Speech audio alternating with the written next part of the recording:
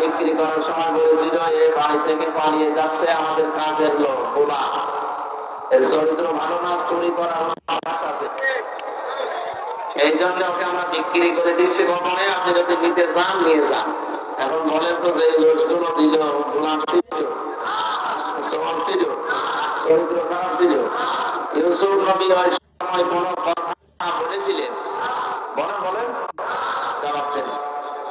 কারণ জবাব দিলে এই সময় ক্রেতা যিনি আছেন আব্দুল মালিক নামে লোকটা চলে যাবে, পরবর্তীতে 10 ভাই মিলে এতক্ষণ তো কুয়ায় ফেলেছিল এবং মাটি নিচে দেবে, কেউ জানবেও না জান মারা গেছে। কারণ মরুভূমির ভেতরে মানুষ মেরে মালি সরিয়ে যদি ওই জায়গায় পুঁতে রেখে দেয়, সমান করে দেয়, কেউ জানবে না যে ওখানে মানুষ মাটি দেওয়া আছে। সুতরাং তার চাইতে আমার এই লোকটার সাথে মিশরে চলে যাওয়া ভালো, আমি তো বেঁচে তো থাকতে পারবো। আজও তামাম দুনিয়ায় তাকান, মুসলমানদের উপরে যে দোষগুলো দেওয়া হচ্ছে যে এরা সন্ত্রাসী, এটা কি সত্য? তামাম দুনিয়ার সবচাইতে বড় সন্ত্রাসী ইহুদিরা। আর ওরাই মিডিয়ার মাধ্যমে ছড়িয়েছে যে মুসলমানেরা সন্ত্রাসী। আমাদের নামে আরো যে বদনামগুলো আছে আমি নাই নাই বদনাম, কিন্তু চোখ করে থাকা ছাড়া মুসলমানদের মতো আমাদের কিছু করার নেই। কারণ এখন কিছু বললে যে আপনারা চলে যাবেন, এই জন্য অন্তত যা বলে বলবো, কারণ আমাদের বেশি টাকা লাগবে। যদিও আমি বিক্রি হয়ে যাচ্ছি যা, কিন্তু সময় আসবে যখন আমার এই টাকা পয়সা দিয়ে গোলামের জীবন থেকে আমি বেরিয়ে আসতে পারবো ইনশাআল্লাহ।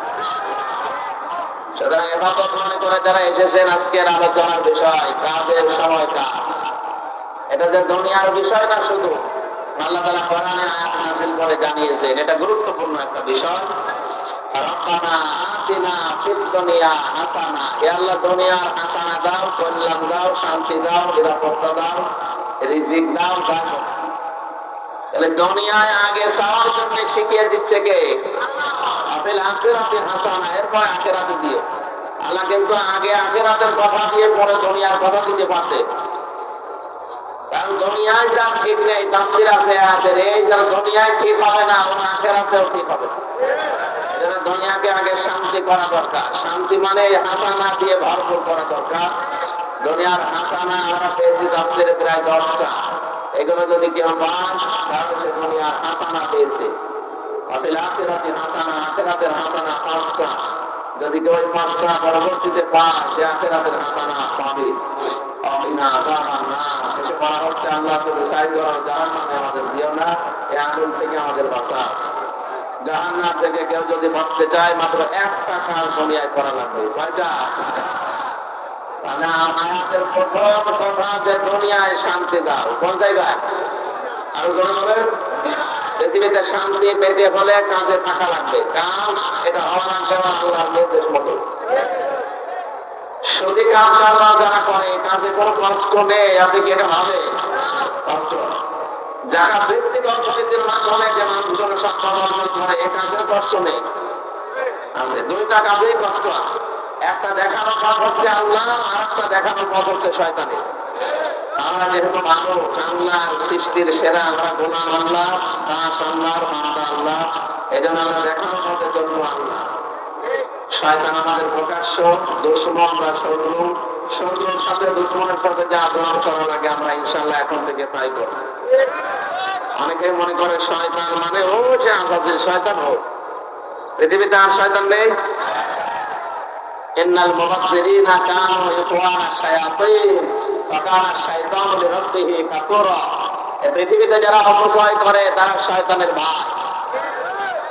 কোরআন পড়ে আপনি এমন একটা আয়াত দেখাতে পারবেন না যে বড় বড় গুনাহ করেছে কিন্তু শয়তানের ভাই বলে আল্লাহ আখ্যা দিয়েছে আমি পাইনি।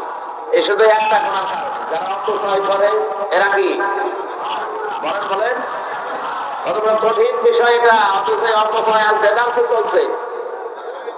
আল্লাহ এই কথা বলে শেষ করে দেননি। আল্লাহ নিজে প্র্যাকটিক্যাল মানুষকে অপচয় করেন না সেটা দেখিয়েছে।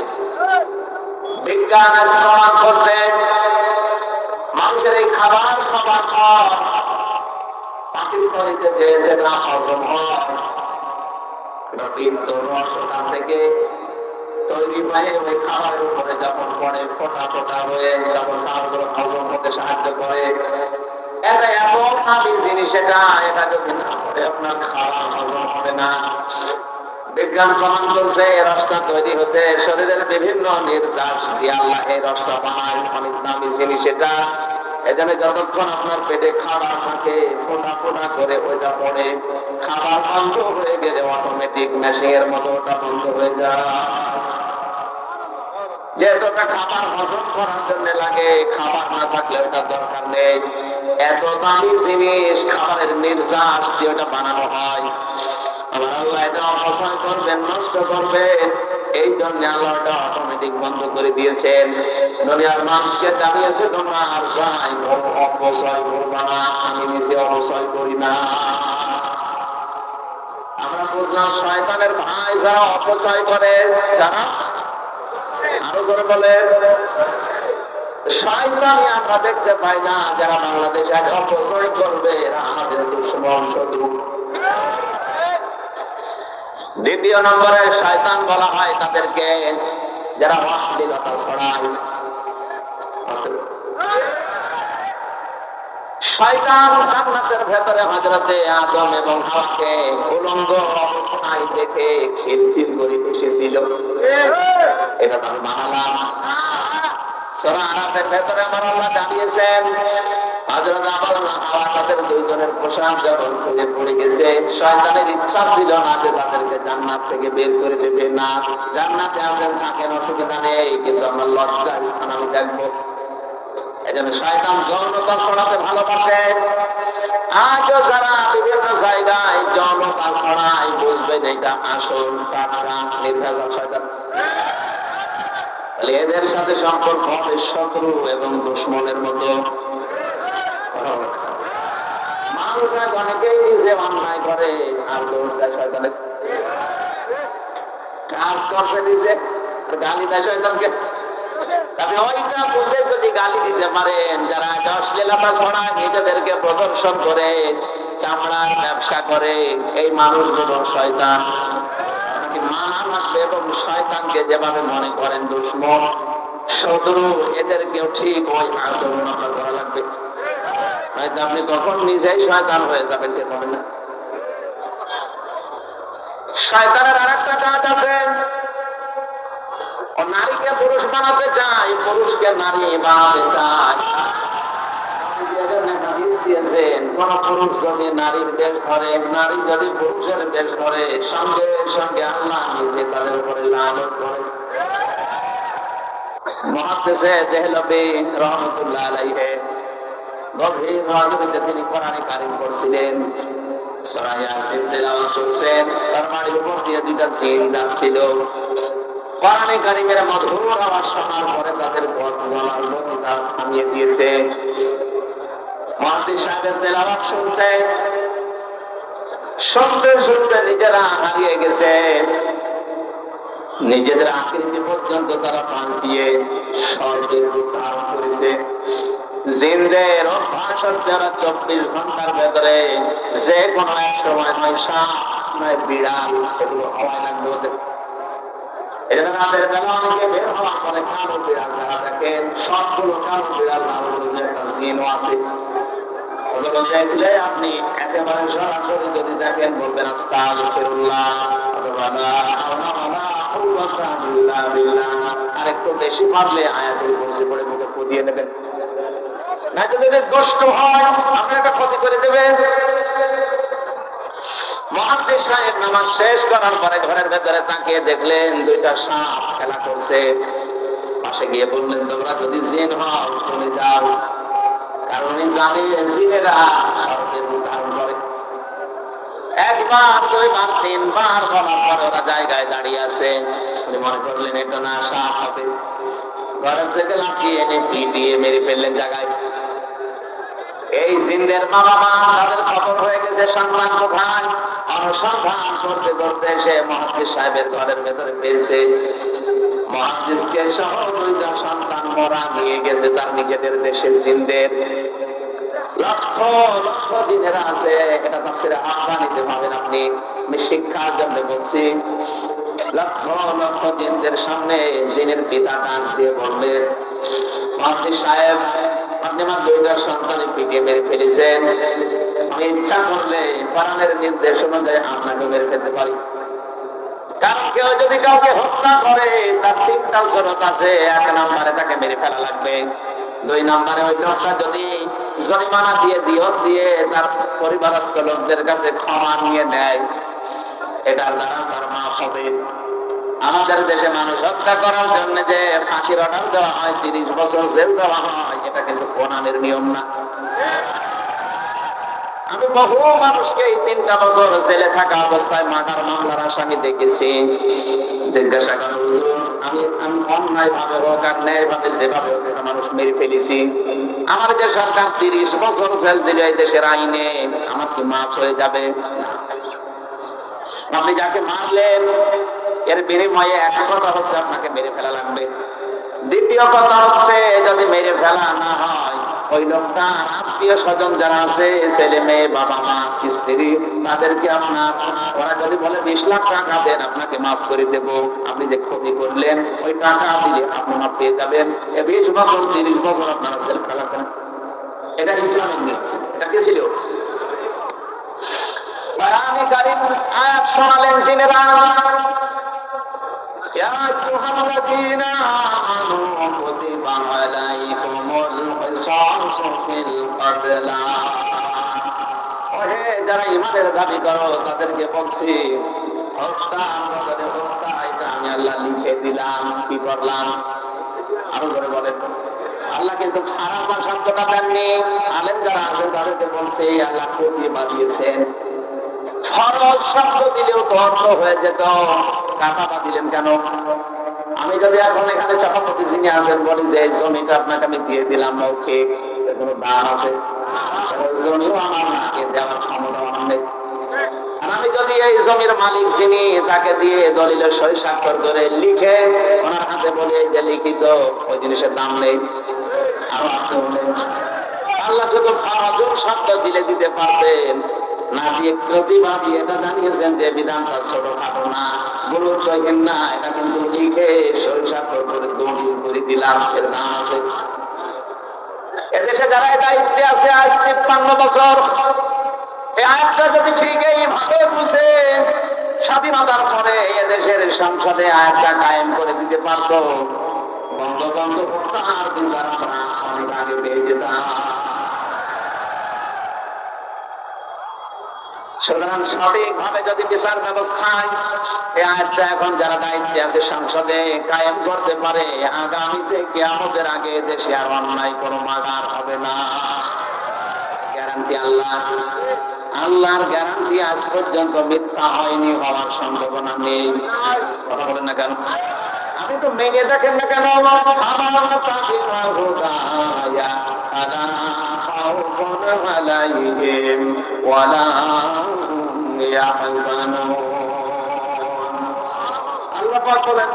পাঠিয়েছি, এটা যদি অনুসরণ অনুকরণ করে চলতে পারো, আমি গ্যারান্টি দিলাম কোনো ভয় নেই, কোনো চিন্তা নেই। যে সমস্ত ভয় কোনো মানুষ আজ করে, যে রাস্তায় গেলে আমরা অনেকেই খুন হয়ে যাই, বাড়িতে থাকলে অনেকে গুম হয়ে যায়, এই ভয়টা কোরআন গ্যারান্টি দিচ্ছে যে থাকবে না। কোরআন যদি না থাকেও ভয় দিন দিন আরো বাড়বে। এই জন্য আমাদের উচিত হচ্ছে 96% মুসলমানের দেশে কোরআনের এই আইনটা সংসদে পাস হোক। কথা বলেন, কিয়ামতের অন্তত যে গলাগুলো সাক্ষী দিল, কিয়ামতের ওই ময়দানে আল্লাহ জানে এই কণ্ঠগুলোকে আমাদের এই আয়াতের পক্ষে থাকার কারণে সাক্ষী হিসাবে কবুল করেন। আরে ভাই, ছোটখাটো বিষয় কিয়ামতে আল্লাহ দেখবে। ইব্রাহিম নবীর পক্ষে ছিল একটা ব্যাঙ, এই জন্য ব্যাঙের পোশাক আল্লাহ পাক করে দিয়েছে। ইব্রাহিম নবীর বিপক্ষে ছিল একটা কাংলাস, এই জন্য কাংলাস দেখলেই মেরে ফেললে 10টা নেকি হয়।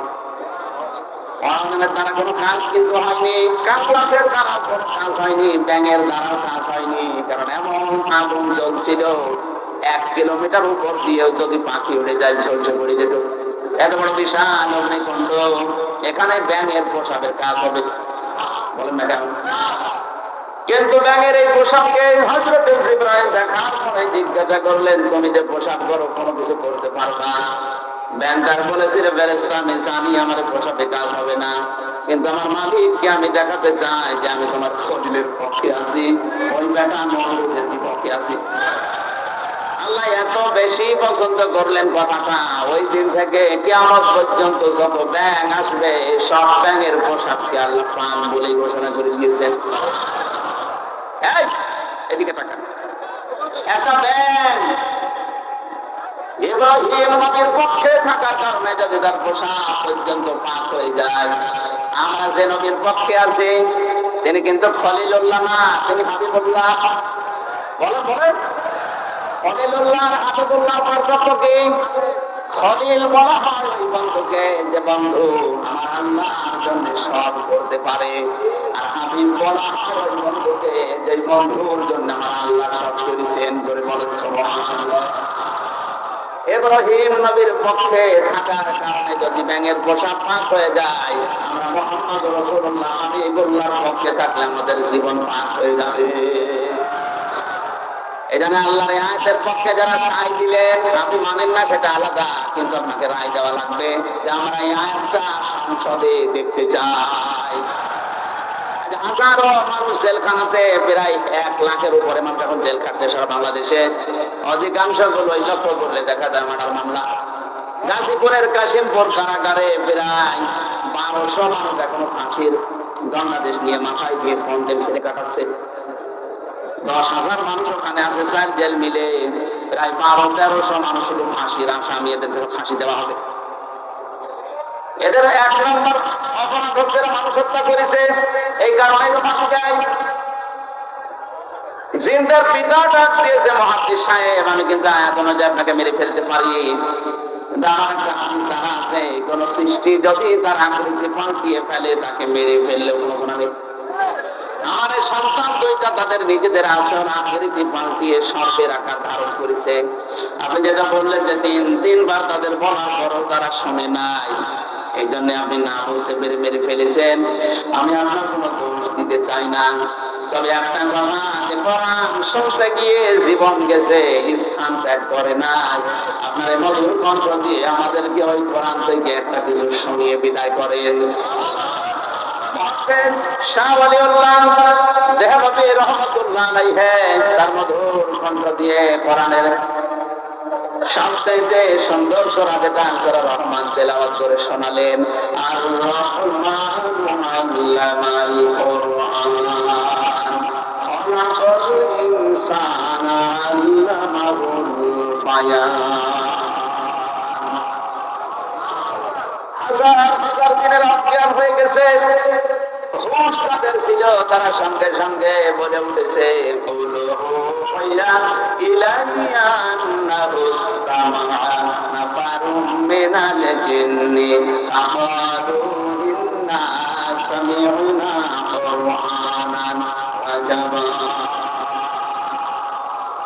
তারা বলেছে অবশ্যই যে ওহী শুনলাম এটা আশ্চর্য কোরআন।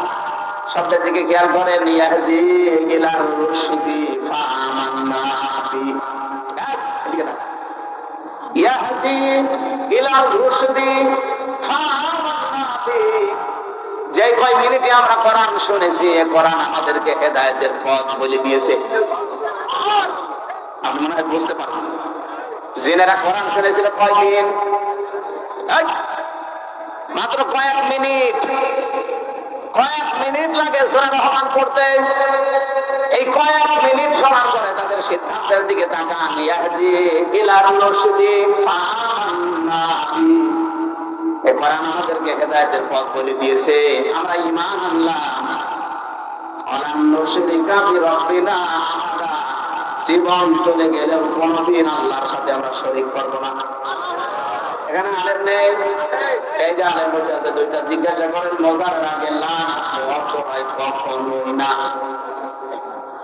আমার শিক্ষা দেওয়ার বিষয়, জিনেরা মাত্র কয়েক মিনিট কোরআন শুনে যদি এত বড় বড় সিদ্ধান্ত নিতে পারে যে আমরা সব পথ ভুলে গেছি, আমরা হেদায়েতের পথ পেয়ে গেছি, আমরা ঈমান এনেছি, কোনদিন জীবন চলে গেলেও আল্লাহর সাথে শরীক করব না।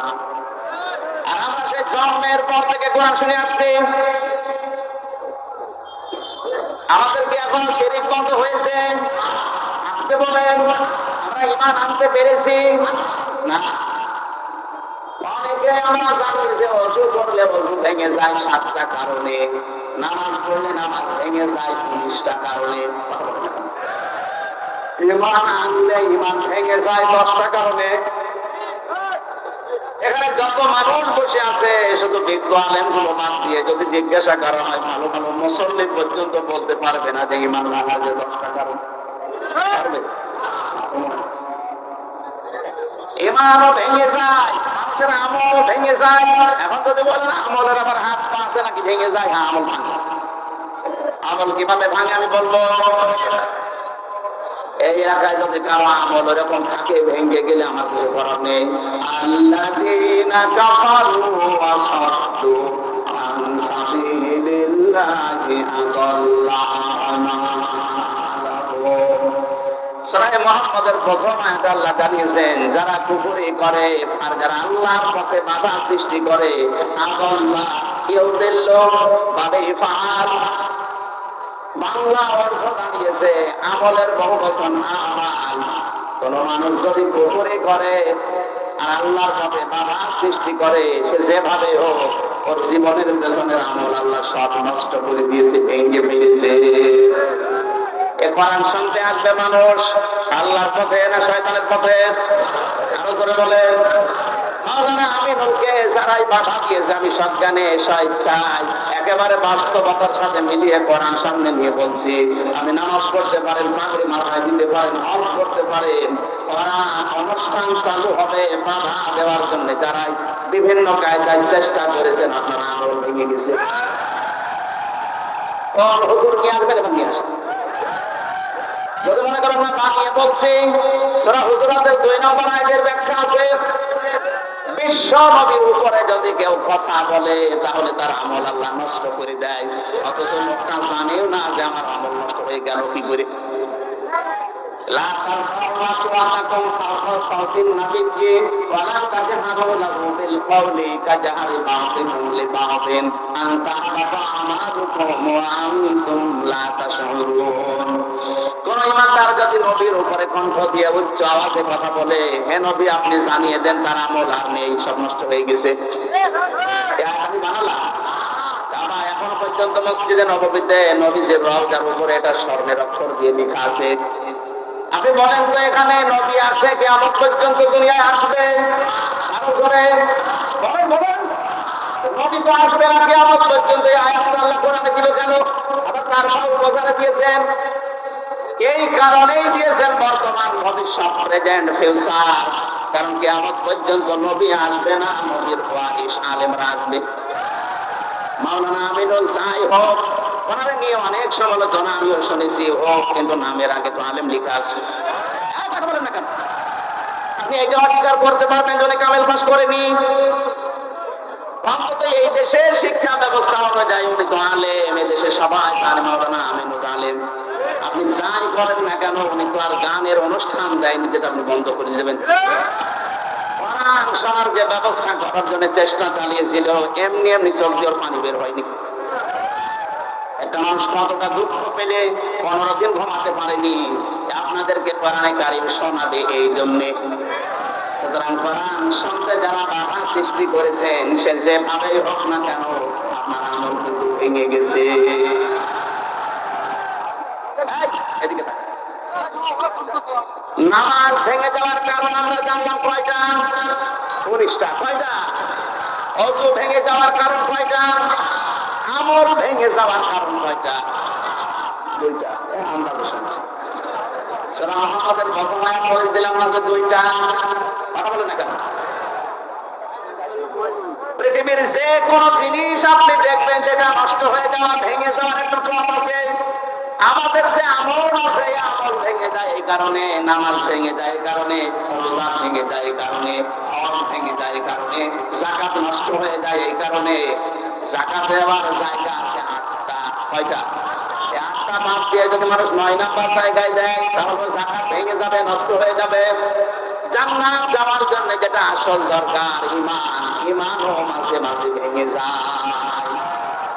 বলেন ইমান ভাঙে না? ইমান ভাঙার কারণ 10টা। কয়টা? আমি সংক্ষেপে আপনাকে লিখে দেওয়ার জন্য বলছি, কাজে লাগবে লিখেন। ইমানও মানুষের ভেঙে যায়। 1 নম্বরে সূরা জুমারের 65 নম্বর আয়াতের দলিলটা আছে। আমি শুধু থিওরি গুলো বলছি, বাড়িতে মিলিয়ে নিয়ে। 1 নম্বরে দুনিয়াকে যদি শিরক করে তার ইমান ভেঙে যায়, নষ্ট হয়ে যায়। ওই ইমান নিয়ে জান্নাতে যাওয়া সম্ভব না। 2 নম্বরে কেউ যদি কুফরি করে, কুফরি মানে কি? ঢেকে ফেলা। কুফরি মানে অস্বীকার করা, ঢাকনা দেওয়া, চেপে রাখা, গোপন করা। আল্লাহর কোন বিধান জানার পরে যদি কেউ চেপে রাখে, গোপন করে, সেও প্রকারান্তে কাফের, তার ঈমান ভেঙে গেছে। আর এটা বাংলাদেশে এখন বেশি। দাও খোদা দাও মায়া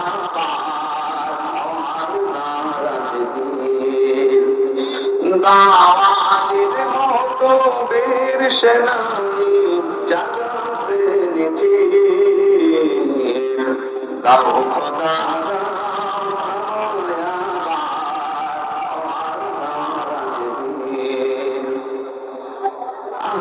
জাগে দাও ঘরে ঘরে জীবন দিতে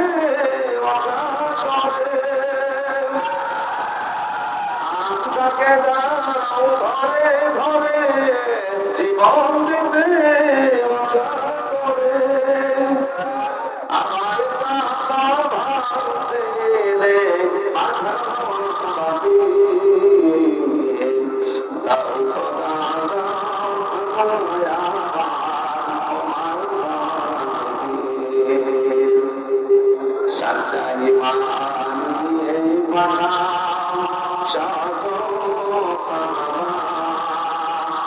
যাদের দেখে বিশ্ব আমার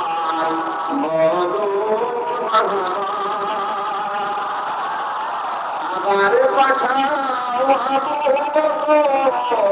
ফিতর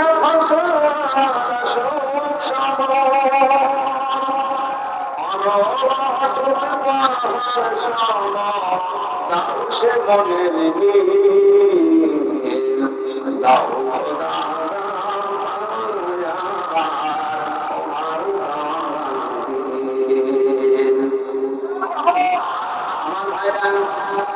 আমি মাওলানা আমিনুলের কথা এমনি বলি না, যে নবীজির ইন্তেকালের আগে যে কথা ছিল গুরুত্বপূর্ণ কয়টা, তার ভিতরে এটা একটা। আল উলামা ওয়ারাসাতুল আম্বিয়া, আলেমরা নবীর ওয়ারিস। আমি হয় মাওলানা আমিনুল, মাওলানা হুসাইন, মাওলানা হারুন, যাই হয়ে দেশে আলেম যারাই আছে, আপনি বিশ্বাস করতে পারেন এদের আমল আমরা যদি থাকতে পারে, কিন্তু নবীর ওয়ারিস। কিয়ামতের ময়দানে আল্লাহ পাক যদি বিচার করে, আলেমদের সবার সম্মুখে করবে না, কুদরতের পর্দা দিয়ে ঢেকে নিয়ে গোপনে করবে, এগুলো করেছিলি। এই জন্য তোমার সান্ত্বনা আছে, কিয়ামতের অন্তত আল্লাহ মানুষের সামনে অপমান করবে না। শাস্তি যদি দিতেও চায়, আল্লাহ গোপনে দেবে। আল্লাহর কাছে আমাদের জীবনের আলেমদের কাকুতি মিনতি আল্লাহ গোপনে মাফ করে দিও। যেভাবে গোপন করে দিয়েছ, দুনিয়ায় কেউ জানে না। আমির হামজা, মাওলানা হুসাইন, মাওলানা আমিনুল কি করেছে অনেকে জানি না, তোমার জানা আছে। কি আমাদের যেদিন বিচার বসাবে, আল্লাহ কুদরতের ওই জায়গাতে যারা গোপনে মাফ করে দাও। আমার ভাইয়ের এখানে ওনার উপরে যদি কেউ কণ্ঠস্বর নিয়ে কথা বলেন, ওনার আমল আকলাক যাই থাকুক না কেন, আপনার তাকে গলা নষ্ট করে দেবে। আমি ইমান ভাঙার যে 10টা কারণ করেছি, লিখে নেওয়ার জন্য যাদেরকে লিখে নিয়েছেন, হয়তো 3 নম্বরে নিফাক, যাদের ভেতরে আছে মুনাফিকি, উপরে ফিকফাক, ভেতরে সদরঘাট, ইমান ভেঙে গেছে। আমি একটা উদাহরণ তাফসীর থেকে লিখেছি, যারা সব ধর্মকে সমান মনে করে, ওদের ইমান নষ্ট হয়ে গেছে। আর দেশে এরকম অনেক মানুষ এখন দিন দিন বাড়ছে। সব ধর্ম সমানকে বিশ্বাস করা তো দূরের কথা, আপনি বলেন কি করে? যে দলিলগুলো আপনি দেন যে লাকুম দীনুকুম ওয়ালিয়া দীন, লা ইকরাহা ফিদ-দীন, এই আয়াতের অর্থ আপনি নিজেই ভুল করছেন, নিজেই উল্টাপাল্টা করে ঈমান হারাচ্ছেন, মানুষকেও হারাতে বাধ্য করছেন। যারা বিভিন্ন পূজা মণ্ডপে গিয়ে কথা বলে যে আমরা সার্বজনীন সনাতন ধর্মে এই অনুষ্ঠানে হাজির হইলাম, এ কথা যদি কেউ বিশ্বাস নিয়ে বলে থাকো, ঈমান নষ্ট হয়ে গেছে। কারণ সার্বজনীন ধর্ম একটাই দুনিয়ায়, তার নাম ইসলাম। আর সনাতন ধর্ম মনে করি অনেকেই বলি হিন্দু ধর্ম না, সনাতন মানে পুরাতন। পৃথিবীতে সব চাইতে পুরাতন ইসলাম, এর আগে কিছু ছিল না। পৃথিবীর প্রথম মানব যিনি হযরত আদম, তার ধর্ম কি? আরো জোরে। সুতরাং এই কথা কারা প্রচার করেছে আমরা জানি না, যে সনাতন ধর্ম মানে হিন্দু ধর্মটা মিথ্যা কথা। সনাতন ধর্ম পৃথিবীতে ইসলাম। ইসলাম, আল্লাহর কাছে একমাত্র ধর্মের নাম ইসলাম। এই জন্য ধর্মের আগে আলিফ লাম আছে। এখানে যারা গ্রামার বোঝে, আলিফ লাম 4 প্রকার। এখানে যে আলিফ লাম দেওয়া আছে নির্দিষ্ট করার জন্য। আমি যদি মাওলানা হোসেনকে বলি ভাই আমি দিনাজপুরে যাব, আমি যদি বলি এই যে এই রাস্তাটা, এর আগে তাহলে তরিকের আগে আলিফ লাম দেওয়া লাগবে। তরিক এই একটা রাস্তা, কিন্তু দিনাজপুরে যাওয়ার জন্য এখনো 4-5টা রাস্তা আছে। তখন আর তরিকের আগে আলিফ লাম দেওয়া যাবে না, কারণ অনির্দিষ্ট। যে কোন রাস্তা দিয়ে আমি যেতে পারি, দিনাজপুরে পৌঁছালেই হলো। কোন রাস্তা দিয়ে দিনাজপুরে গেলে আপনি পাবেন না, শুধু এই রাস্তাটা ছাড়া। তখন তরিক বা রাস্তার আগে কি লাগবে? আলিফ লাম কি লাগবে? যত ধর্ম দুনিয়ায় আছে সব ধর্মের ব্যাপারে আল্লাহর পক্ষ হয়ে সবগুলো শয়তানের আবিষ্কার করা, আমি আল্লাহ আবিষ্কার করা ইসলাম।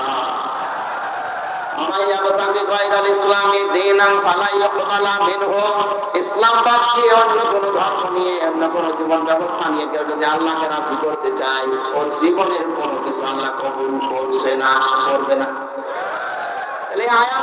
কি প্রমাণ হয়? সব ধর্ম সমান। আরো জোরে। অনেকে এখন ফতোয়া বের করছে যে আমরা উদারতা দেখাতে গিয়ে বলি আপনি আল্লাহর চাইতে বেশি উদার। আশা করছি এটা যারা ভুল বুঝে হোক আর জেনে শুনে হোক ষড়যন্ত্র করে বলছেন, আপনার ঈমান ভেঙে গেছে। 4 নম্বরে নবী ছাড়া যারা অন্য কারো আদর্শ ভালো মনে করে।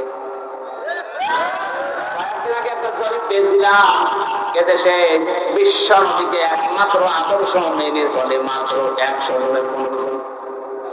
তাহলে এই যে পয়েন্টগুলো আমি কোরআন থেকে হাদিস থেকে লিখেছি, প্রত্যেকটার পেছনে আয়াতের দলিল আছে।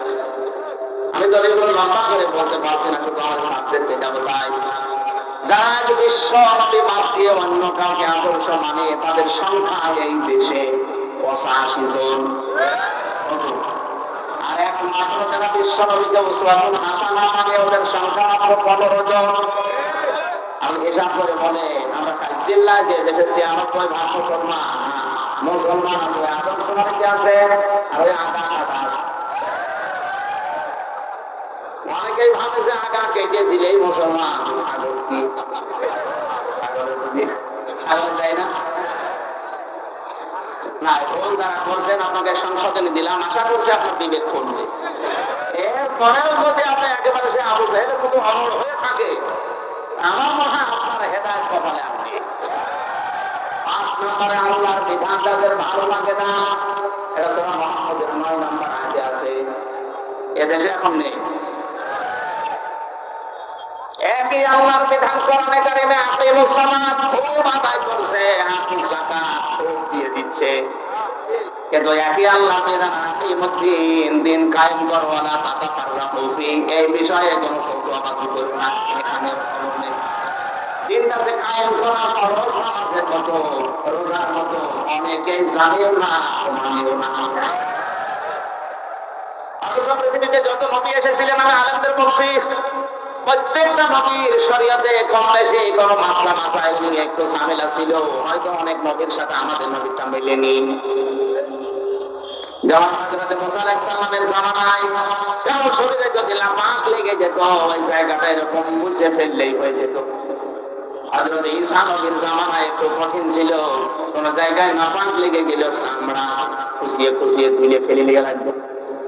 আল্লাহ পাক কঠিন দাম দেননি, একেবারে সহজ দাম দেননি। আমাদের মাঝামাঝি শরীয়ত দিয়েছেন যে চামড়া তোলা লাগবে না, আর মুছে ফেললেও হবে না, 3 বার ধুয়ে ফেলা লাগবে। হয়তো বিভিন্ন নিয়ম নীতি নিয়ে মতবাদ করতেছিল, কিন্তু আদম থেকে শুরু করে আমাদের নবী পর্যন্ত প্রত্যেকের মিশন একটাই ছিল, আনাতিমুদ্দিন ওয়ালা তাতাফাররাকু কি নামাজ যেভাবে কায়েম করো, রোজা যেভাবে ফরজ মনে করে করো, দিন কায়েম করা কিন্তু ঠিক ওই রকম ফরজ। আর এই বিষয়ে কোনো পার্থক্য মত পার্থক্য ফতোয়াবাজি দলাদলি চলবে না। যত দলাদলি মত পার্থক্য এই জায়গায় এসে এদেশে মানুষ যত তার চাইতে দল বেশি, মিথ্যা কথা। কারণ এমন লোক আছে একজন দুদিন দল করে, কর্মী যেদিকে বৃষ্টি পড়ে দিকে সাদা পায়, এরকম মানুষ আছে না নেই? আল্লাহর কোন বিধানকে আপনি যদি খারাপ মনে করেন, আপনার বুঝে আসছে না, এটা আলাদা কথা বলছে। আল্লাহর বিধানকে খারাপ মনে করলে ঈমান নষ্ট হয়ে যায়, ভেঙে যায়, ব্যর্থ হয়ে যায়। 6 নম্বরে দিনের কোন বিধানকে নিয়ে কেউ যদি কটাক্ষ করে, উপহাস করে, মর্যাদা দিতে না চায়, এটা আজ দিন দিন বাড়ছে। আল্লাহর বিভিন্ন বিধান নিয়ে মানে তো না, কটাক্ষ করে আর উপহাস করে উড়িয়ে দেয়। একটা উদাহরণ দিচ্ছি আল্লাহর কোরআন থেকে, একটু খেয়াল করে শোনেন। কোরআনের কোন আয়াত বোঝার জন্য কেউ যদি চেষ্টা করে, তার কিন্তু 500 রাকাত নফল নামাজের সওয়াব। ইন্নাল্লাযীনা কাযযাবু বিআয়াতিনা ওয়াস্তাকবারু আনহা লা তুফাত্তাহু লাহুম আবওয়াবুস সামা ওয়ালা ইয়াদখুলুনাল জান্নাহ। আল্লাহ পাক বলেন, হে নবী, নিশ্চয় যারা আমি আল্লাহর আয়াতকে অবিশ্বাস করে, মিথ্যা মনে করে, আর যখন আমার আয়াত দিয়ে ওয়াজ করা হয়, তাফসীর করা হয়, ব্যাখ্যা করা হয়, সতর্ক করা হয়, তখন সতর্ক না হয়ে অহংকার করে আর উল্টো চলে যায়। ওয়াস্তাকবারু আনহা, ইস্তিকবার করে, অহংকার করে, দাম্ভিকতা দেখিয়ে মুখ ফিরিয়ে চলে যায়। লা তুফাত্তাহু লাহুম, তুফাত্তাহু মুজারে বর্তমান, ভবিষ্যৎ, প্রেজেন্ট, ফিউচার, তার জন্য খোলা হচ্ছে না, হবে না। আবওয়াবুস সামা, বাবের বহুবচন আবওয়াব, বাব মানে দরজা, আবওয়াব মানে দরজা সমূহ, সামা মানে আকাশ। আকাশের একটা দরজা তার জন্য খোলা হচ্ছে না, হবেও না। এতটুকু আল্লাহ শেষ করেননি, পরবর্তী কথা আরো কঠিন। ওয়ালা ইয়াদখুলুনাল জান্নাহ, ওরা জান্নাতে যাচ্ছে না, যাবে না। আপনি হিসাব করছেন পেছনের হাত দিয়ে। আর যারা আল্লাহর আয়াতকে অবিশ্বাস করেন, কটাক্ষ করেন, মিথ্যা মনে করেন, অহংকার করে মুখ ফিরিয়ে চলে যান, আপনার কিন্তু জীবনের বড় ক্ষতি দুইটা। আকাশের দরজা সব সময় আপনার জন্য বন্ধ, আপনার আমল বন্ধ হয়ে গেছে। 2 নম্বর, আপনি জান্নাতে কোনোদিন যাচ্ছেন না, যাবেনও না। আল্লাহ একটা উদাহরণ দিচ্ছেন, হাত্তা ইয়ালিজাল জামালু ফি সামিল খিয়াম। হাত্তা মানে যতক্ষণ পর্যন্ত, ইয়ালিজা মানে প্রবেশ করা, যতক্ষণ পর্যন্ত প্রবেশ না করে সূচের ওই ছিদ্র দিয়ে উট, তার মানে সূচের ছিদ্র দিয়ে উট প্রবেশ করা যেরকম অসম্ভব, ওই মানুষগুলো আল্লাহর জান্নাতে যাওয়া ওই রকম অসম্ভব। আল্লাহ উদাহরণটা দিয়ে জানিয়েছেন, বান্দা তোর জন্য আমার জান্নাতে যাওয়া সম্ভব না। সুতরাং আল্লাহর আয়াত নিয়ে যারা কটূক্তি করছে, তারা থামেন, আপনার জন্য জান্নাতে যাওয়া সূচের ছিদ্র দিয়ে উট যাওয়ার মতো কঠিন। আল্লাহ শেষ করে দিলে হয়তো আমি বললাম না, এর পরবর্তী কথা আরো কঠিন। ওয়াকাযালিকা নাজিজিল মুজরিমিন, আল্লাহ বলেন এইভাবে করে আমি পাপিষ্ঠদেরকে শাস্তি দেব। লাহুম মিন জাহান্নামা মিহাদু ওয়া মিন ফাওকিহিম গাওয়াশ ওয়াকাযালিকা নাজিজিল সালিহিন। এই যে মানুষগুলো যারা আল্লাহর আয়াত নিয়ে, আল্লাহর কোরআন নিয়ে, আল্লাহর বিধান নিয়ে কটূক্তি করে, উপহাস করে, এরা নামাজ পড়তে পারে, রোজা রাখতে পারে, দাড়ি রাখতে পারে, মারা যাওয়ার সঙ্গে সঙ্গে আমি আল্লাহ কবরটা জাহান্নাম বানিয়ে দেব। আল্লাহ শুধু এতটুকু দেননি, আল্লাহ এর পরবর্তী শব্দের দিকে খেয়াল করেন, মিহাদু মিন ফাওকিহিম গাওয়াশ, ওদের কবরের ভেতরে রাখার সঙ্গে সঙ্গে পেছনে নিচে যে বিছানাটা, এটা হয়ে যাবে আগুনের বিছানা, উপরে দেওয়া হবে আগুনের চাদর। সরি বলেন নাউজুবিল্লাহ। এই আয়াতটা আমার চোখের সামনে যখন আসে, আমি দেখতে পাই দেশে অনেকেই এখন এই আয়াতের শামিল। অথচ এরকম মানুষ মারা গেলে আমরা অনেকে উপরে পোল দিয়ে রাখি, সারা জীবন যে আল্লাহর আয়াতকে উপহাস করে ঠাট্টা করে, আল্লাহর বিধানকে যার পছন্দ হয় না, এ মানুষটা মারা গেলে উপরে ফুল কেন, 2 তলা বিল্ডিং কেন, 15 তলা বিল্ডিং বানিয়েও কাজ নেই, কারণ আল্লাহ নিজে ওরে জাহান্নামের চাদরের বিছানা দেবে, জাহান্নামের চাদর দিয়ে ঢেকে দেবে। জোরে বলেন নাউজুবিল্লাহ। ইমান যেন আপনার ভেঙে না যায়, সতর্ক থাকবেন। 7 নম্বরে যারা চাটুকার, এদের ইমান ভেঙে যায়, এলাকায় মনে হয় নেই। 8 নম্বরে মুসলমানদের বিরুদ্ধে যারা ষড়যন্ত্র করে, এটা এখন বেশি। মুসলমানদের বিরুদ্ধে, মানুষের বিরুদ্ধে না, মুসলমানদের বিরুদ্ধে যারা ষড়যন্ত্র করে, এই লোকটার ইমান ভেঙে যায়। মান সালিমাল মুসলিমুনা মিন লিসানিহি ওয়া ইয়াদিহি, ওই লোকটাই আসল মুসলমান, যার হাত থেকে মুখ থেকে মানুষেরা নিরাপত্তা পায়। ঠিক আছে,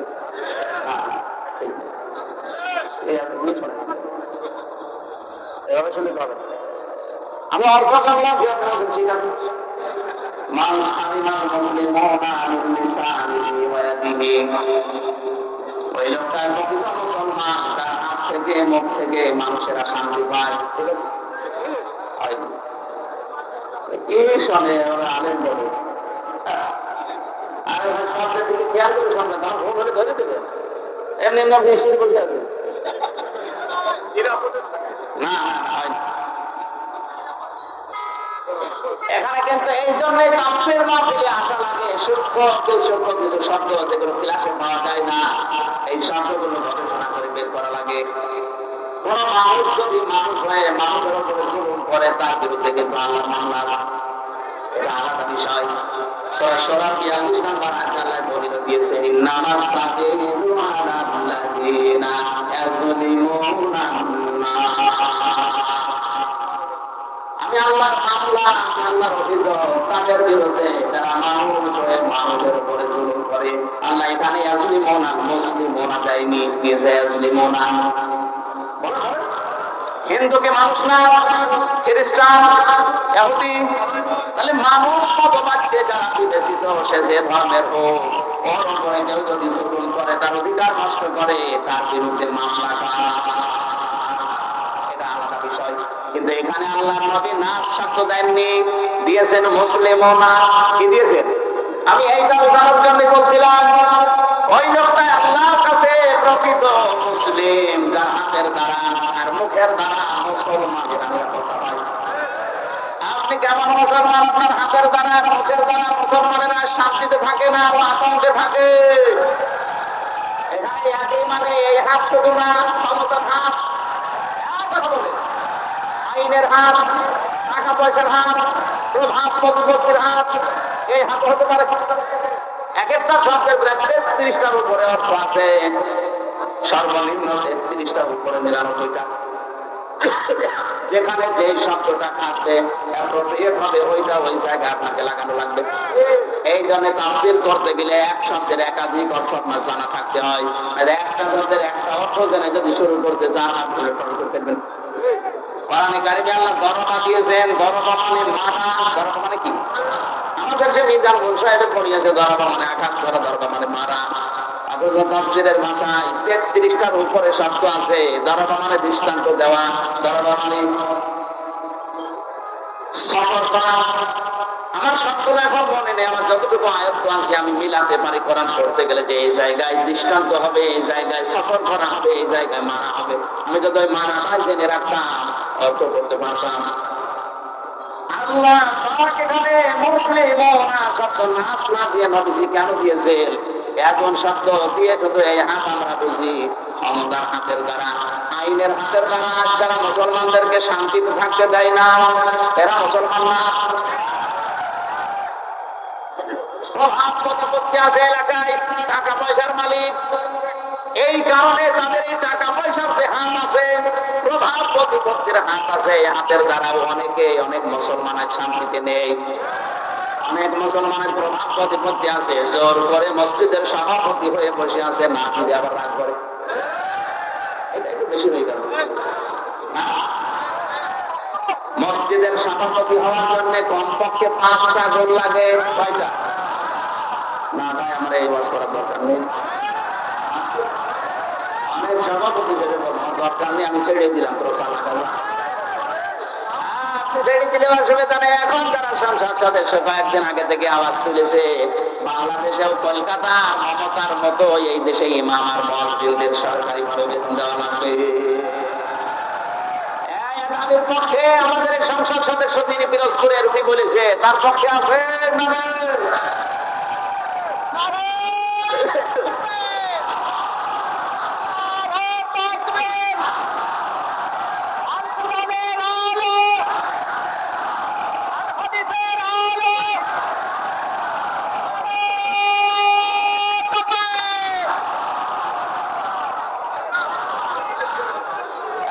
পৌরসভার মেয়র যিনি আছেন, ড্রেন পরিষ্কার করে, টয়লেট পরিষ্কার করে, তার যদি বেতন দেওয়া যায় 3 লক্ষ 3.5 লক্ষ মসজিদের ইমামের বেতন আর মুয়াজ্জিনের বেতন দিতে গেলে আমাদের প্রধানমন্ত্রী পাইবে না। 564টা মডেল মসজিদ বানিয়েছে, এখানে যদি বেতন দিতে পারে ইমাম মুয়াজ্জিনের, 3.5 লাখ মসজিদের ইমাম মুয়াজ্জিনের বেতন দিতে পারবে। সে কলিজা তার আছে, এখন বুঝে না না থাকলে 10.5 লাখ 12 লাখের উপরে টাকা কত মানুষকে আশ্রয় দিয়েছে। চীন এত বড় রাষ্ট্র একটা মানুষও নেয়নি। কথা বলছে না, সমালোচনা আলোচনা তার বিরুদ্ধে পক্ষে বিপক্ষে আছে, কিন্তু তার কয়েকটা কাজ কিন্তু খুব ভালো। বিশেষ করে একটি খামার একটি বাড়ি, এই প্রকল্পের মাধ্যমে অনেকে আর একটা কর্মজীবন পেয়েছে, একটা মাথা গোড়া খাই পেয়েছে। প্রধানমন্ত্রীর জীবনে কিছুই যদি আল্লাহর ভালো না লাগে, এই কাজটা ভালো হবে, কারণ এটা কোরআনে কারিমের সূরা মুদাসসির থেকে নেওয়া। আপনি মিসকিনদেরকে খাবার দেবেন, যারা দেয় না তারা মুসলমান দাবি করলেও জাহান্নামে যাবে। সুতরাং শুধু নিজে খেয়ে পরে বাঁচবেন, এতিম মিসকিন অসহায় মানুষের খবর রাখবেন না, আপনি জান্নাতে যেতে পারেন না। উনি হয়তো এই আয়াত থেকে এই শিক্ষাটা নেওয়ার জন্য একটি খামার একটি বাড়ি প্রকল্প চালু করেছিল। দুর্নীতি হয়েছে, হয়তো অনেকে একটি খামার একটি বাড়ি বানাতে গিয়ে মাঝের বদলের রড দিয়েছে, আমরা জানি না। যারা দায়িত্ব পেয়েছিল ওরা 2 নাম্বারই করলে ওখানে ডাকাতি করবে কি? সুতরাং এই কাজটা যেন আল্লাহ কবুল করেন। লক্ষ লক্ষ মানুষের মাথা গোজার মতো একটা ঠাঁই হয়েছে, একটা কর্মসংস্থান তৈরি হয়েছে। জোরে বলেন সুবহানাল্লাহ। আমি কিন্তু শিক্ষা দেওয়ার জন্য যে জায়গায় ছিলাম ওখানে ফিরে যাচ্ছি, যে মানুষগুলো কাউকে মুসলমানদের বিরুদ্ধে ষড়যন্ত্রে লাগিয়ে দেয়, এই লোকটার মুসলমান থাকে না, ঈমান ভেঙে যায়। 9 নম্বরে কাউকে যদি কেউ ইসলামের ঊর্ধ্বে মনে করে, পরিমাণ নষ্ট হয়ে যায়। আমি এই শব্দটা বলবো না। কাউকে আপনি ইসলামের ঊর্ধ্বে মনে করতে পারবেন না, এমনকি নবীজিও না, কারণ নবীজি ইসলামের প্রচারক ছিলেন, ইসলামের খাদেম ছিলেন। বিশ্ব নবীকে যখন পাথর দিয়ে দিয়ে মেরে মেরে রক্তাক্ত করে ফেলে রাখতো, জিবরাইল এসে পাথরগুলো সরিয়ে বড় একটা পাথরের উপরে বলতেন তোলা হয়ে যাও। তোলার মতন অর্থ করে ওখানে যখন শুয়ে দিতেন, জিবরাইলকে নবীজি বলে ভাই আমার কি কাজ? নবীজিকে আল্লাহ শুনিয়েছেন, ফেরেশতা বলে দাও যে দিনের জন্য নবীকে পাঠিয়েছি ওই দিনের জন্য মার খেয়েছে। সকালবেলা থেকে মুহাম্মদ রাসূলুল্লাহ ওই দিনের প্রচার করাই কাজ। দিনের মর্যাদা কত বেশি ইসলামের। এটা ইসলামের ঊর্ধ্বে কাউকে মনে করা যাবে না, সে যেই হোক। কথা বুঝতেছেন?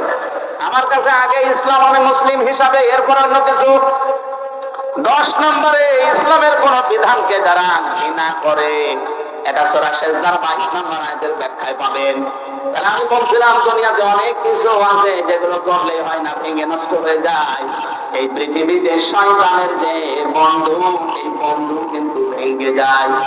শয়তানের সাথে যারা বন্ধুত্ব করে, এই বন্ধুত্ব ভেঙে ফেলার বুদ্ধি আছে।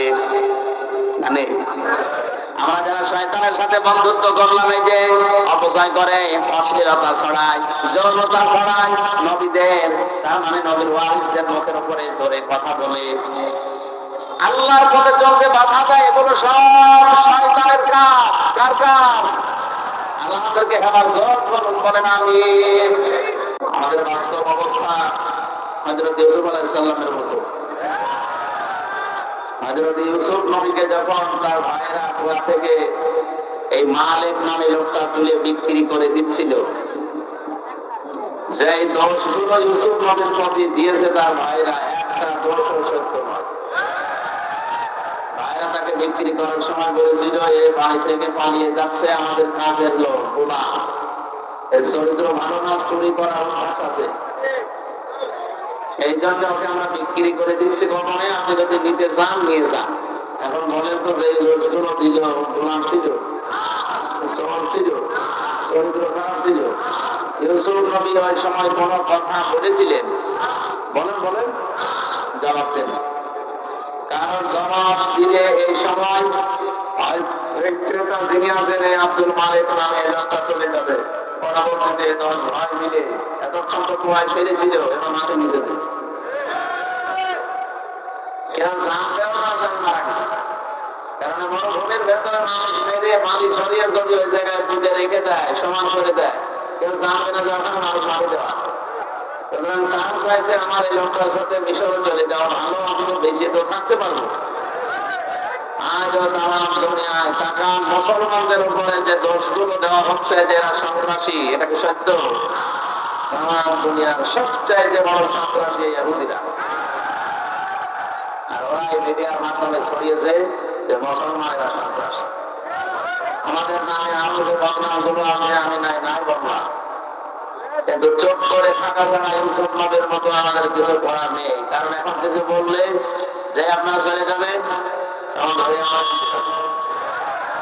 এই জন্য অন্তত যা বলে বলবো, কারণ আমাদের বেঁচে থাকা লাগবে, আমরা যেন বেঁচে থাকতে পারি। এরপরে মিশরে যাই, দেখি কি অবস্থা দাঁড়ায়। যদিও আমি বিক্রি হয়ে যাচ্ছি যা, কিন্তু সময় আসবে যখন আমার এই টাকা পয়সা দিয়ে গোলামের জীবন থেকে আমি বেরিয়ে আসতে পারবো ইনশাআল্লাহ। সুতরাং এবাদত মনে করে যারা এসেছেন আজকের আলোচনার বিষয় কাজের সময় কাজ, এটা যে দুনিয়ার বিষয় না শুধু, আল্লাহ তাআলা কোরআনে আয়াত নাযিল করে জানিয়েছেন এটা গুরুত্বপূর্ণ একটা বিষয়। রব্বানা আতিনা ফিদ দুনিয়া হাসানা, হে আল্লাহ দুনিয়ার হাসানা দাও, কল্যাণ দাও, শান্তি দাও, নিরাপত্তা দাও, রিজিক দাও। তাহলে দুনিয়ায় আগে চাওয়ার জন্য শিখিয়ে দিচ্ছে কে? আফিল আখিরাতি হাসানা, এরপর আখিরাতে দিও। আল্লাহ কিন্তু আগে আখিরাতের কথা দিয়ে পরে দুনিয়ার কথা দিতে পারতে, কারণ দুনিয়ায় যা ঠিক নেই, তাফসীর আছে আয়াতের, এই যে দুনিয়ায় ঠিক হবে না ও আখিরাতেও ঠিক হবে।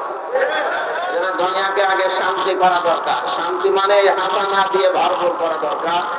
দুনিয়ার হাসানা আমরা পেয়েছি তাফসীরে প্রায় 10টা, এগুলো যদি কেউ পায় তাহলে সে দুনিয়ার হাসানা পেয়েছে। আফিল আখিরাতি হাসানা, আখিরাতের হাসানা 5টা, যদি কেউ 5টা পরবর্তীতে পায় সে আখিরাতের হাসানা পাবে। শেষে বলা হচ্ছে আল্লাহকে বিচার করো, জাহান্নামে আমাদের দিও না, এই আগুন থেকে আমাদের বাঁচাও। জাহান্নাম থেকে কেউ যদি বাঁচতে চায় মাত্র একটা কাজ দুনিয়ায় করা লাগবে। কয়টা? আমাদের প্রথম কথা যে দুনিয়ায় শান্তি দাও। কোন জায়গায়? আরো জনে বলেন। পৃথিবীতে শান্তি পেতে হলে কাজে থাকা লাগবে। কাজ এটা হওয়ার আল্লাহর নির্দেশ মতো। শুধু কাজ যারা করে কাজে কোনো কষ্ট নেই, আপনি কি এটা হবে? কষ্ট আছে। যারা ব্যক্তিগত অর্থনীতির মাধ্যমে যে মানুষগুলো সম্পদ অর্জন করে এই কাজের কষ্ট নেই, আছে। 2টা কাজেই কষ্ট আছে। একটা দেখানোর পথ হচ্ছে আল্লাহ, আর একটা দেখানোর পথ হচ্ছে শয়তানের। আমরা যেহেতু মানুষ, আল্লাহ সৃষ্টির সেরা, আমরা গোলাম আল্লাহ, দাস আল্লাহ, বান্দা আল্লাহ, এজন্য আমরা দেখানোর পথের জন্য আল্লাহ। শয়তান আমাদের প্রকাশ্য দুশমন বা শত্রু। শত্রুর সাথে দুশমনের সাথে যে আচরণ করা লাগে আমরা ইনশাআল্লাহ এখন থেকে তাই করব। ইন্নাল মুবাশশিরিনা কানু ইখওয়ানা শায়াতিন ওয়া কানা শাইতানু লিরাব্বিহি কাফুরা। এই পৃথিবীতে যারা অপচয় করে তারা শয়তানের ভাই। কোরআন পড়ে আপনি এমন একটা আয়াত দেখাতে পারবেন না যে বড় বড় গুনাহ করেছে কিন্তু শয়তানের ভাই বলে আল্লাহ আখ্যা দিয়েছে আমি পাইনি। এই শুধু একটা গুনার কারণে যারা অপচয় করে এরা কি বলেন বলেন? অথবা কঠিন বিষয় এটা, অফিসে অপচয় আর দেদাংশে চলছে। আল্লাহ এই কথা বলে শেষ করে দেননি। আল্লাহ নিজে প্র্যাকটিক্যাল মানুষকে অপচয় করেন না সেটা দেখিয়েছে। বিজ্ঞান আজ প্রমাণ করছে মানুষের এই খাবার খাবার পর পাকিস্তানিতে যে যেটা হজম হয় ওখান থেকে তৈরি হয়ে ওই খাবারের উপরে যখন পরে ফোটা ফোটা হয়ে যখন খাবারগুলো হজম হতে সাহায্য করে, এটা এত দামি জিনিস, এটা যদি না করে আপনার খাওয়া হজম হবে না। বিজ্ঞান প্রমাণ করছে এই রসটা তৈরি হতে শরীরের বিভিন্ন নির্যাস দিয়ে আল্লাহ এই রসটা বানায়। অনেক দামি জিনিস এটা। এখানে যতক্ষণ আপনার পেটে খাবার থাকে ফোটা ফোটা করে ওইটা পড়ে, খাবার বন্ধ হয়ে গেলে অটোমেটিক মেশিনের মতো ওটা বন্ধ হয়ে যায়। যেহেতু ওটা খাবার হজম করার জন্য লাগে, খাবার না থাকলে ওটা দরকার নেই। এত দামি জিনিস খাবারের নির্যাস দিয়ে ওটা বানানো হয়। আমার আল্লাহ এটা অপচয় করবেন, নষ্ট করবেন, এই জন্য আল্লাহ এটা অটোমেটিক বন্ধ করে দিয়েছেন। দুনিয়ার মানুষকে জানিয়েছে তোমরা আর চাই অপচয় করবা না, আমি নিজে অপচয় করি না। আমরা বুঝলাম শয়তানের ভাই যারা অপচয় করে, যারা আরো জোরে বলে শয়তানি আমরা দেখতে পাই না। যারা বাংলাদেশে আজ অপচয় করবে এরা আমাদের দুশমন, শত্রু। দ্বিতীয় নম্বরে শয়তান বলা হয় তাদেরকে যারা অশ্লীলতা ছড়ায়। শয়তান জান্নাতের ভেতরে হযরতে আদম এবং হাওয়াকে উলঙ্গ অবস্থায় দেখে খিলখিল করে এসেছিল। এটা তার মানালাম। সূরা আরাফের ভেতরে আমার আল্লাহ জানিয়েছেন হযরত আদম এবং হাওয়া তাদের দুইজনের পোশাক যখন খুলে পড়ে গেছে, শয়তানের ইচ্ছা ছিল না যে তাদেরকে জান্নাত থেকে বের করে দেবে। না, জান্নাতে আছেন থাকেন, অসুবিধা নেই, কিন্তু আমার লজ্জা স্থান আমি দেখবো। এজন্য শয়তান যৌনতা ছড়াতে ভালোবাসে। আজও যারা বিভিন্ন জায়গায় যৌনতা ছড়ায় বুঝবেন এটা আসল টাটকা নির্ভেজাল শয়তান। এদের সাথে সম্পর্ক হবে শত্রু এবং দুশমনের মতো। মানুষ অনেকেই নিজে অন্যায় করে আর শয়তানের কাজ করছে, নিজে গালি দেয় শয়তানকে। আপনি ওইটা বুঝে যদি গালি দিতে পারেন, যারা অশ্লীলতা ছড়ায় নিজেদেরকে প্রদর্শন করে চামড়ার ব্যবসা করে, এই মানুষগুলো শয়তান। আপনাকে মানা লাগবে এবং শয়তানকে যেভাবে মনে করেন দুশমন, শত্রু, এদেরকেও ঠিক ওই আচরণ আপনার করা লাগবে। হয়তো আপনি কখন নিজেই শয়তান হয়ে যাবেন কে পাবেন না। শয়তানের আর একটা কাজ আছে, নারীকে পুরুষ বানাতে চায়, পুরুষকে নারী বানাতে চায়। কোন পুরুষ যদি নারীর বেশ ধরে, নারী যদি পুরুষের বেশ ধরে, সঙ্গে সঙ্গে আল্লাহ নিজে তাদের উপরে লানত করে। মুহাদ্দিসে দেহলভী রাহমাতুল্লাহ আলাইহি গভীর রজনীতে তিনি কোরআনে কারীম পড়ছিলেন, সূরা ইয়াসিন তেলাওয়াত করছেন। তার মাটির উপর দিয়ে দুইটা জিন যাচ্ছিল। কোরআনে কারীমের মধুর আওয়াজ শোনার পরে তাদের পথ চলার গতি থামিয়ে দিয়েছে। মুহাদ্দিস সাহেবের তেলাওয়াত শুনছে, শুনতে শুনতে নিজেরা হারিয়ে গেছে। নিজেদের আকৃতি পর্যন্ত তারা পাল্টিয়ে স্বর্গের রূপ ধারণ করেছে। জিনদের অভ্যাস হচ্ছে 24 ঘন্টার ভেতরে যে কোনো এক সময় নয় সাপ নয় বিড়াল, এগুলো হওয়াই লাগবে ওদের।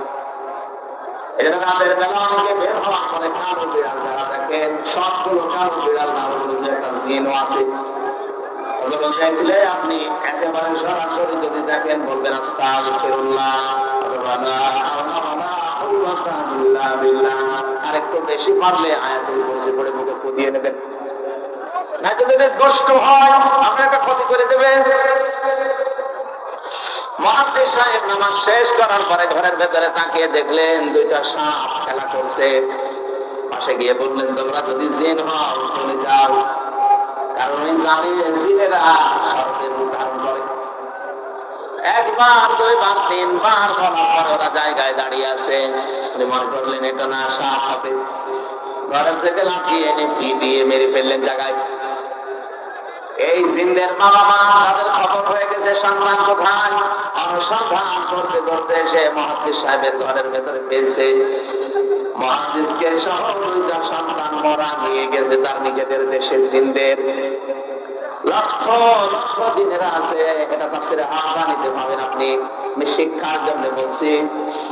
লক্ষ লক্ষ জিনদের সামনে জিনের পিতা ডাক দিয়ে বললেন, মুহাদ্দিস সাহেব আপনি আপনি আমার দুইটা সন্তানে পিটিয়ে মেরে ফেলেছেন, আমি ইচ্ছা করলে কোরআনের নির্দেশ অনুযায়ী আপনাকে মেরে ফেলতে পারি। কারণ কেউ যদি কাউকে হত্যা করে তার তিনটা শরত আছে। এক নম্বরে তাকে মেরে ফেলা লাগবে, দুই নম্বরে ওই লোকটা যদি জরিমানা দিয়ে দিয়ত দিয়ে তার পরিবারস্থ লোকদের কাছে ক্ষমা নিয়ে নেয়, এটার দ্বারা তার মাফ হবে। আমাদের দেশে মানুষ হত্যা করার জন্য যে ফাঁসির অর্ডার দেওয়া হয়, 30 বছর জেল দেওয়া হয়, এটা কিন্তু কোরআনের নিয়ম না। আমি বহু মানুষকে এই 3টা বছর জেলে থাকা অবস্থায় মার্ডার মামলার আসামি দেখেছি। জিজ্ঞাসা করা হুজুর, আমি অন্যায় ভাবে হোক আর ন্যায় ভাবে যেভাবে হোক একটা মানুষ মেরে ফেলেছি, আমার যে সরকার 30 বছর জেল দিল এই দেশের আইনে, আমার কি মাফ হয়ে যাবে? আপনি যাকে মারলেন এর বিনিময়ে এক কথা হচ্ছে আপনাকে মেরে ফেলা লাগবে, দ্বিতীয় কথা হচ্ছে যদি মেরে ফেলা না হয় ওই লোকটা আত্মীয় স্বজন যারা আছে, ছেলে মেয়ে, বাবা মা, স্ত্রী, তাদেরকে আপনার, ওরা যদি বলে 20 লাখ টাকা দেন আপনাকে মাফ করে দেব, আপনি যে ক্ষতি করলেন ওই টাকা দিলে আপনি মাফ পেয়ে যাবেন। 20 বছর 30 বছর আপনারা জেল খাটাবেন। এটা ইসলামের নিয়ম ছিল। এটা কি ছিল? কোরআনে কারীম আয়াত শোনালেন জিনেরা, يا أيها الذين آمنوا كتب عليكم القصاص في القتلى। ওহে যারা ঈমানের দাবি করো তাদেরকে বলছি, হত্যা আমাদের হত্যা এটা আমি আল্লাহ লিখে দিলাম। কি করলাম? আরো জোরে বলেন। আল্লাহ কিন্তু ফারাজা শব্দটা দেননি। আলেম যারা আছেন তাদেরকে বলছে আল্লাহ কতিবা দিয়েছেন। ফরজ শব্দ দিলেও তো অর্থ হয়ে যেত, কাতাবা দিলেন কেন? আমি যদি এখন এখানে সভাপতি যিনি আছেন বলি যে এই জমিটা আপনাকে আমি দিয়ে দিলাম মৌখিক, এর কোনো দাম আছে? জমিও আমার না, এর দেওয়ার ক্ষমতা আমার নেই। আর আমি যদি এই জমির মালিক যিনি তাকে দিয়ে দলিলে সই স্বাক্ষর করে লিখে ওনার হাতে বলে যে লিখিত, ওই জিনিসের দাম নেই।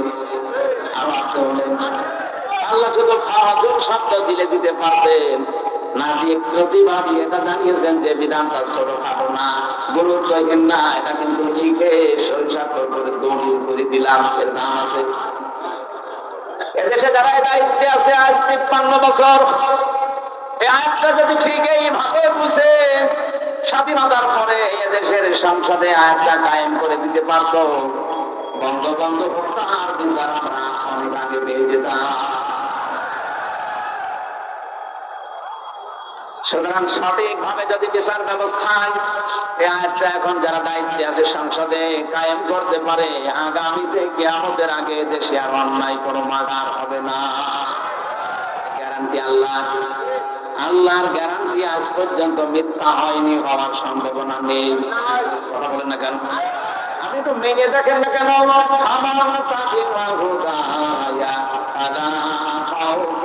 عليهم ولا هم يحزنون। আল্লাহ পাক বলেন যে হেদায়েত পাঠিয়েছি, এটা যদি অনুকরণ করে চলতে পারো আমি গ্যারান্টি দিলাম কোনো ভয় নেই, কোনো চিন্তা নেই। যে সমস্ত ভয়গুলো মানুষ আজ করে, যে রাস্তায় গেলে আমরা অনেকেই খুন হয়ে যাই, বাড়িতে থাকলে অনেকে গুম হয়ে যায়, এই ভয়টা কোরআন গ্যারান্টি দিচ্ছে যে থাকবে না। কোরআন যদি না থাকেও ভয় দিন দিন আরো বাড়বে। এই জন্য আমাদের উচিত হচ্ছে 96% মুসলমানের দেশে কোরআন এর এই আইনটা সংসদে পাস হোক। কিয়ামতে অন্তত যে গলাগুলো সাক্ষী দিল, কিয়ামতের ওই ময়দানে আল্লাহ জানে কণ্ঠগুলোকে আমাদের এই আয়াতের পক্ষে থাকার কারণে সাক্ষী হিসাবে কবুল করেন। আরে ভাই ছোটখাটো বিষয় কিয়ামতে আল্লাহ দেখবে। ইব্রাহিম নবীর পক্ষে ছিল একটা ব্যাঙ, এই জন্য ব্যাঙের পোশাক আল্লাহ পাক করে দিয়েছে।